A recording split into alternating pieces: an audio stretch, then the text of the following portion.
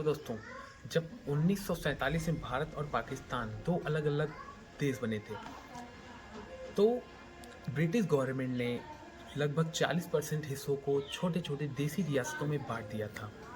और एक ऐसा रूल बनाया था कि ये देसी रियासतें अपनी मर्ज़ी से या पाकिस्तान में, चाहे तो भारत में या एक इंडिपेंडेंट राज्य बना सकते हैं। और ये कोई मज़ाक की बात नहीं थी कि लगभग 535 छोटे-छोटे देसी रियासतों का विलय कराना था।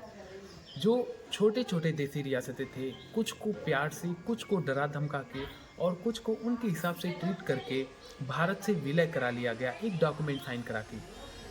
जिसे इंस्ट्रूमेंट ऑफ एक्सेशन या विलय पत्र बोला जाता है। उस टाइम के हमारे deputy prime minister Sardar Vallabh भाई पटेल ने ये सौभाग्य संभाला और बहुत ही अच्छे तरीके से, बहुत ही क्लियरिटी से ये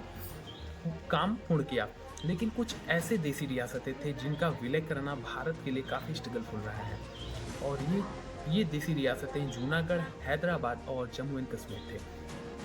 बात करते हैं हम सबसे पहले जूनागढ़ की। जूनागढ़ का शासक मुसलमान था और वहाँ की most of the population Hindu थी और जूनागढ़ का शासक चाहता था कि उसका विलय पाकिस्तान से हो।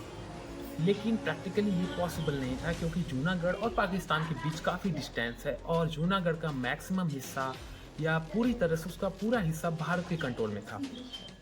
तो वहाँ पे हिंदू पॉपुलेशन ज़्यादा होने की वजह से वहाँ पे जनरल वोटिंग के थ्रू 99% वोट भारत के पक्ष में पड़े और जूनागढ़ का विलय भारत से करा लिया गया। फिर हम बात करते हैं हैदराबाद की। हैदराबाद का शासक निज़ाम वह चाहता था कि वह एक स्वतंत्र राज्य, स्वतंत्र देश बनाए, लेकिन दोनों देशों की तरफ से दबाव था। भारत चाहता था कि हैदराबाद का विलय भारत से हो, पाकिस्तान चाहता था कि उसका विलय हैदराबाद से हो। लेकिन प्रैक्टिकली देखा जाए तो यहाँ भी पॉसिबल नहीं था हैदराबाद का विलय पाकिस्तान से कराना। तो हैदराबाद के शासक निज़ाम ने 1 साल की मोहलत मांगी और उसको पूरी तरह से स्टे लगवा दिया गया कि जो जहाँ पे है अभी 1 साल तक हैदराबाद ऐसे ही रहेगा, किसी के साथ कोई भी समझौता नहीं और किसी भी देश के साथ विलय नहीं किया जाएगा। लेकिन ऑपरेशन पोलो के थ्रू सरदार वल्लभ भाई पटेल की चालाकी की वजह से ऑपरेशन पोलो चला के हैदराबाद का कंट्रोल भारत में लिया गया और हैदराबाद का विलय भारत से करा दिया गया। अब हम बात करते हैं तीसरा, जम्मू एंड कश्मीर का।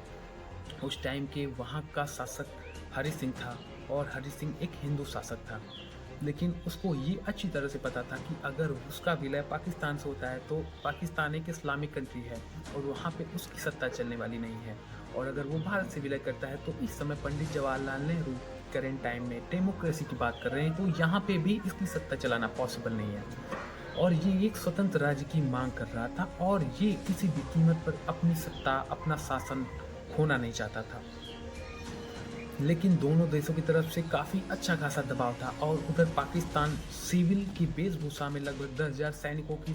फौज तैयार कर रहा था, जिसे आज़ाद हिंद कश्मीर नाम दिया गया। और वो जो सिविल वेश में सैनिक थे उनको कश्मीर की तरफ चढ़ाई करवाया गया और जब तक ये बात पता लगती हरि सिंह को, तब तक काफ़ी भूमि पर कब्जा किया जा चुका था पाकिस्तान की तरफ से। फिर हरि सिंह ने एक डॉक्यूमेंट साइन किया भारत से विलय करने का और इधर भारत ने अपनी फोर्सेस उतारी